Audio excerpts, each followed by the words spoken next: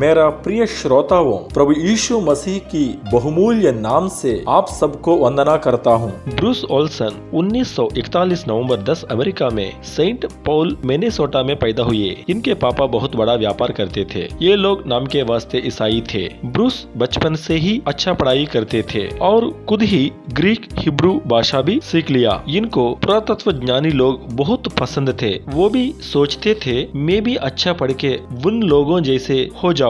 उसी समय से सच्चा परमेश्वर कौन है, इस सवाल के साथ बाइबल पढ़ना शुरू किया और आखिरी में उद्धारकर्ता को ग्रहण किया। मार्कुस 16:15 के अनुसार तुम सारे जगत में जाकर सारी सृष्टि के लोगों को सुसमाचार प्रचार करो। इसी वचन से प्रेरित होकर परिवार और दोस्तों को सुसमाचार सुनाया, लेकिन उन्होंने ब्रूस ओल्सन का मजाक उड़ाया। उनकी गवाही को जब अपनी कलीसिया में बताया, वहाँ पर भी निराशा मिली, लेकिन परमेश्वर उनको प्रेरित कर रहा था। तब ब्रूस ने प्रार्थना किया, हे परमेश्वर, मेरी इच्छा थी कि अच्छा पढ़कर पुरातत्वज्ञानी बनने के लिए, लेकिन आप मुझे सुसमाचार प्रकट करने के लिए बुला रहे हैं, इसलिए मेरे सामने आप ही रास्ता खोलिए। तब दूसरी कलीसिया में जाना शुरू किया। वहाँ का पास्टर जी जैसे ब्रूस की बुलाहट थी वैसे ही प्रचार कर रहे थे। उस प्रचार में उन्होंने मिशनरी जिम इलियट के बारे में बता रहे थे। जिम इलियट और उनके 4 दोस्तों मिलकर इक्वेडर जंगल में परमेश्वर के वचन सुनाने के लिए उस जगह में गए। वहाँ के लोगों ने मिलकर ये 5 मिशनरियों को तीर चलाकर मार डाल दिया। ये सच्ची घटना सुनकर ब्रूस बहुत प्रेरित हो गए और साउथ अमेरिका में वेनेजुएला जाने के लिए निर्णय लिया। उस समय ब्रूस 19 साल का नौजवान लड़का था। वेनेजुएला जाने के लिए बहुत मिशनरी संस्था से मदद मांगी, मगर कोई भी उत्तर नहीं दिया। लेकिन 2 कपड़ा और थोड़ा पैसा का सिक्का के साथ परमेश्वर की सेवकाई के लिए वेनेजुएला चले गए। उस जगह का भाषा स्पेनिश बोलना नहीं आता था। वहाँ पर पढ़ाई करने वाले बच्चों से स्पेनिश भाषा सीखी और ट्राइबल लोगों का बारे में जानकारी ली। उस समय में अखबार में पढ़ा, दक्षिण अमेरिका में मोटिलोन्स जगह पर चर्म रोग बीमारी से लोग मर रहे हैं। ये बीमारी से पूरा ट्राइब खत्म हो जाएगा करके खबर में पढ़ा। उसी समय परमेश्वर ने ब्रूस से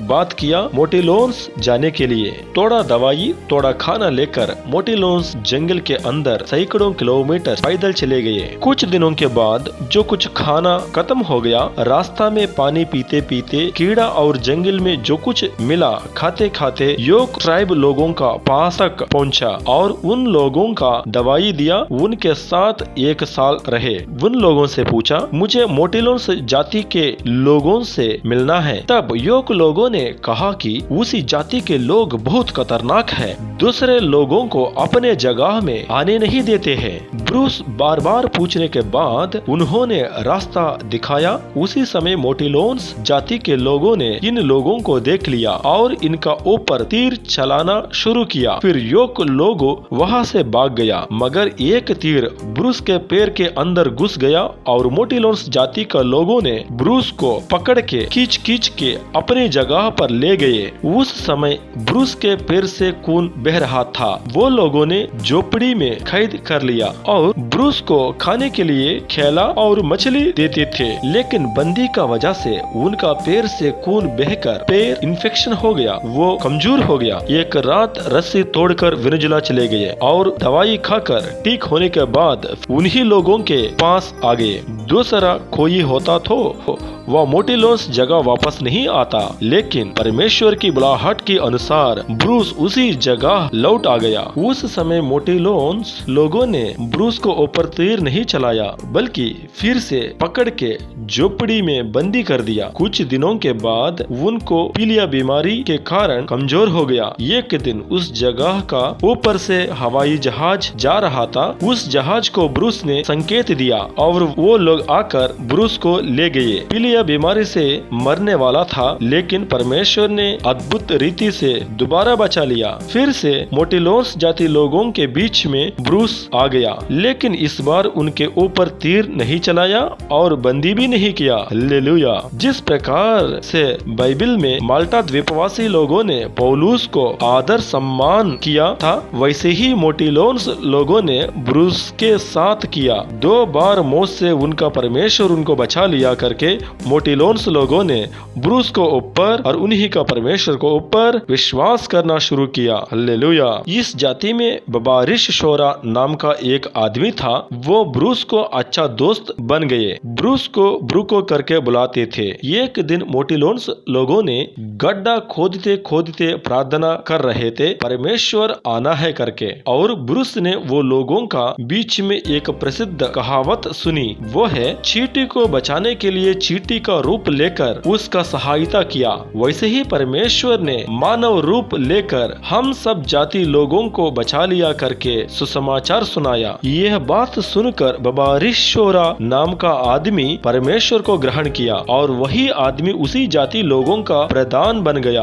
और बबारिशोरा ने परमेश्वर का वचन को उनकी भाषा में गीत बनाकर गाया। वो गीत सुनकर मोटिलोन्स परमेश्वर को ग्रहण किया। सब कुछ अच्छा हो रहा है। उसी समय ग्लोरिया नाम का एक डॉक्टर से ब्रूको को मांगनी हो गया। ग्लोरिया को भी मोटिलोन्स को बीच में सेवकाई करने के लिए इच्छा था, लेकिन अचानक कार एक्सीडेंट का वजह से वो मर गए थे। कुछ दिनों के बाद 1988 अक्टूबर 24 नेशनल लिबरेशन आर्मी ने बबारिशोरा को पकड़ के मार दिया और उन्हीं लोगों का जमीन कब्जा करने को कोशिश किया था, लेकिन ब्रू को कब्जा करने नहीं दिया। इसलिए नेशनल लिबरेशन आर्मी लोगों ने ब्रूको को पकड़ के कैद कर दिया। ब्रूको उनको बीच में 9 महीने रहा। उस समय वो लोगों को सुसमाचार प्रकट करते रहा और नेशनल लिबरेशन आर्मी लोगों का किसी भी शर्त को स्वीकार नहीं किया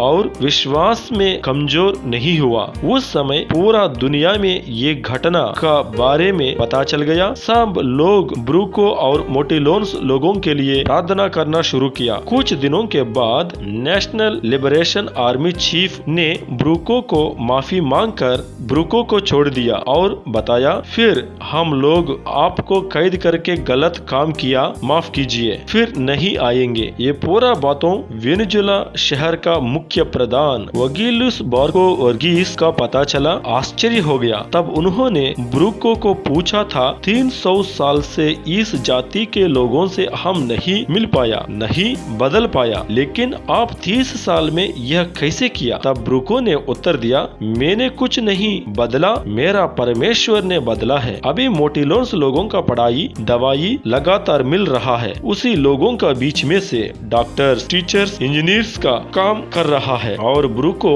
वो लोगों का मदद से वो लोगों का भाषा में नया नियम को अनुवाद किया है। चर्म रोग से पूरा जाति मरने वाला था, लेकिन एक मिशनरी का त्याग छंगाई के साथ उद्धारकर्ता को भी मोटिलोन्स को पाया है। कितना अद्भुत है। परमेश्वर के लिए 19 साल में निर्णय लेकर आगे चले गया। कितना परेशान ना हो, पीछे मोड़कर नहीं देखा। परमेश्वर के लिए हम क्या कर रहे हैं, जरूर सोचना है। परमेश्वर आप सबको आशीष दे।